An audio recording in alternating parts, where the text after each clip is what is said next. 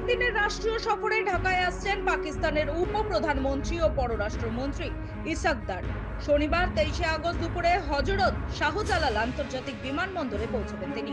বিমানবন্দরে ইসাক দারকে স্বাগত জানাবেন পররাষ্ট্র মন্ত্রণালয়ের সচিব ডক্টর মোহাম্মদ নজরুল ইসলাম। সফরের প্রথম দিন সন্ধ্যায় ঢাকায় পাকিস্তান হাই কমিশনের আয়োজনে একটি রিসেপশন অনুষ্ঠানে অংশ নেবেন তিনি।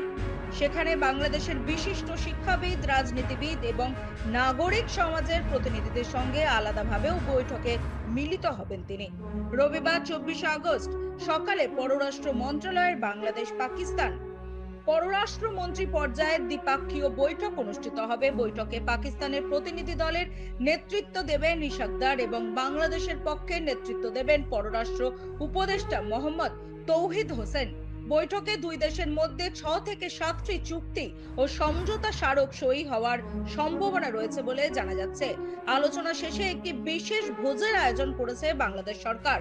এই সফরে ইসাক দার প্রধান উপদেষ্টা অধ্যাপক ডক্টর মোহাম্মদ ইউনূসের সঙ্গে সৌজন্য সাক্ষাৎ করবেন বলে জানা যাচ্ছে।